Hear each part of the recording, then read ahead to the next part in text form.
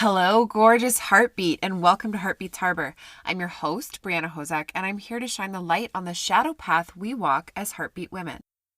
Women rising into leadership roles as lightworkers, changemakers, worldshakers, or as I call us, heartbeats, do not have an easy path to walk. It often feels lonely, painful, and unique, but I'm here to help you see how very not alone you are, and how beautiful the shadows surrounding you actually are when you love and integrate them on your healing journey. I create spaces and opportunities for women to step into deeper self-awareness, self-acceptance, and personal healing, community and sacred circles, as well as leadership of themselves, their families, their communities, and beyond. My business and my life is and always will be about massive change in the ways things are done around the world. I believe it's a big part of my purpose on this planet to be a voice for those who don't have one, a safe harbor for those who need one, and a beacon of light to inspire a better way. None of this is easy. I've learned that big impact requires bold action and delusional levels of confidence, as well as a ton of shadow work. If you love what you hear on this podcast and you want to be part of the growing, supportive online village of Heartbeats Harbor, make sure you join my Facebook group, which is linked below in the show notes.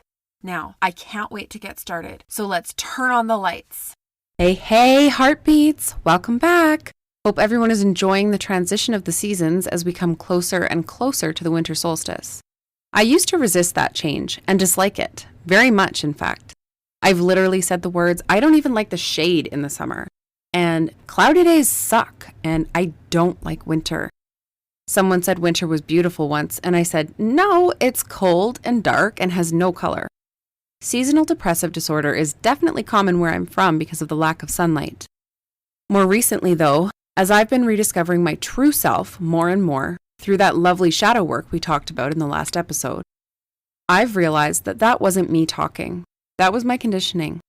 And it's actually really funny because as I've integrated those parts of my true self, I've started to love things I used to not be able to stand, like the cold. My body has actually warmed up to the point where extreme heat, which I used to love, is kind of tough to take, and where the cold feels like a relief. Of course, that has limits. It gets way too cold here, and while I like to cool off now, I don't love being cold, per se. I've started to see the colors in winter again, because of course there are colors. They're just different, less vivid.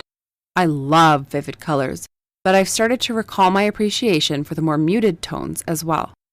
As much as I always loved the rich colors of autumn, I also dreaded them because it meant winter was coming.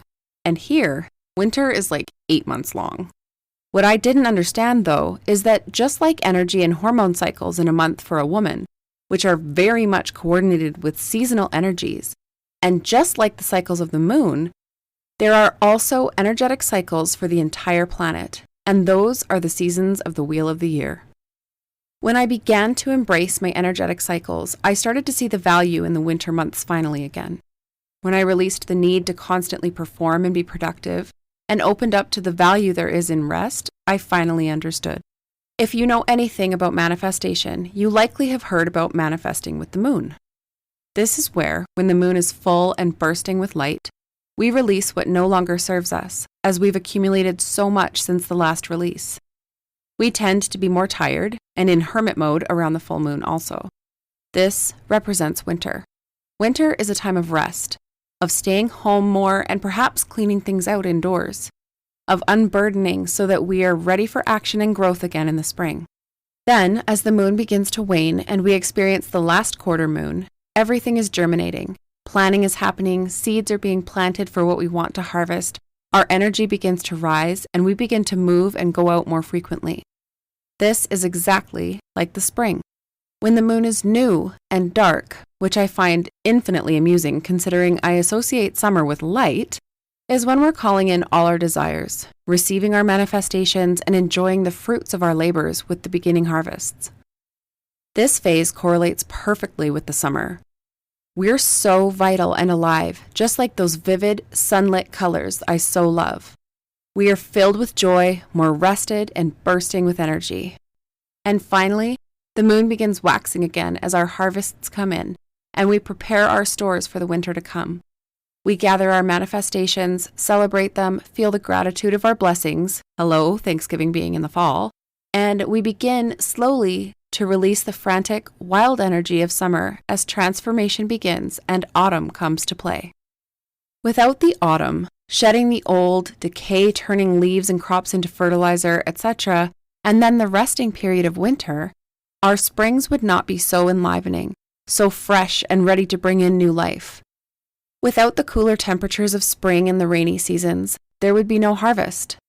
All of this made me question, well, which season is the right one for healing? Which one should I take off to rest? How do I work on healing things in the summer when my energy is high and the entire world is dancing with joy?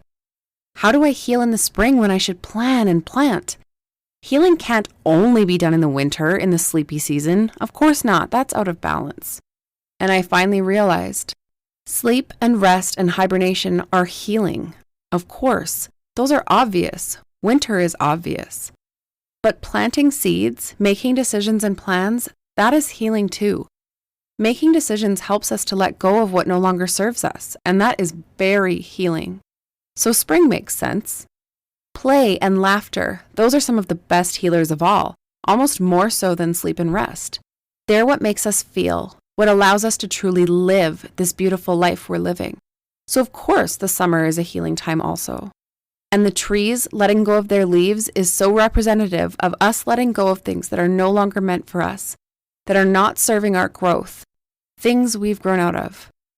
The autumn is clearing the way for our healed selves to come in, and that is healing too. The answer to my question of how and when to make the space and time for healing was always. In every season, there are different ways to heal. In different weeks of the month, there are different ways to heal. In different seasons of our life also, from child, spring, to young adult, summer, to mature adult, autumn, to elder, winter. There are different lessons, different healing, different growth. What helps us to not burn out from what seems to be constant healing is the fact that we're changing up how we heal at different times. My good friend and fellow coach, Caitlin, taught me all about the hormone cycles and how they affect my energy at different times of the month. Adjusting how I did things at different times of the month made a massive difference in my life. She's by far the expert, but this looks like rest during menstruation. This is winter, nighttime, the elder years, the full moon. Planning, exploring possibilities during the follicular phase. This is spring, morning time, the child phase, the waning moon. Action during the ovulatory phase. This is summer, afternoon, young adulthood, the new moon. Completing tasks, wrapping up projects during the luteal phase. This is autumn. Evening time, mature adulthood, and the waxing moon. The hormone cycle is what eventually led me to all the other cycles. Everything comes in seasons and cycles, and instead of being frustrated by the downtimes, by the rest periods, and feeling unproductive, now I get to lean into the right method of healing at the right time during a cycle. How powerful is that? Let me tell you, it has been a total game changer. I find it amusing that as I phase out of young adult into mature adult ages, I've discovered that my human design-led branding is autumn and secondary winter color-based. As I have learned to flow with these cycles, everything has come into more clear and perfect alignment than ever before in all the aspects of my life. What power in this knowledge! If I had only known it from the beginning, I sometimes think. But then, if we started out in alignment, what would be the point of this life? No, learning it in the spring of our lives, experiencing it in the summer, integrating it in the fall, and then finally just resting in it. That is perfect. If we allow it, the space and time for healing is already built into our lives. I'm so grateful to have done and always be doing the work that removes societal, patriarchal, corporate, and colonial constructs from my life and allows me to live a natural, beautiful life in the flow of natural cycles. I hope that this episode has helped you in some way as well, either to entice you to begin this journey, to encourage you partway through it, or even to confirm you're not alone if you're maybe even farther along it than I am. I believe that we, humanity, are shifting back into this natural, sacred feminine flow, very, very gradually. The more people who learn to live within the energetic cycles of nature, the more peaceful, harmonious, and unified I believe this world will be. And that is a very good thing. I'm sending you all my love. I look forward to talking to you next week. Thank you so much for being here with me today. If you enjoyed the show, make sure you subscribe to be notified of new episodes. If you really love it here and want to help spread the light, please take a moment to rate the show and leave a review. They help so much. If you love listening and want to be part of the interactive and incredible online community we're growing, make sure you click the link in the description box and join the Facebook group. I promise you it is not like other groups you've been in. Hope to meet you there soon, and I'll be talking to you next week, sending you all my love from my heartbeat to yours.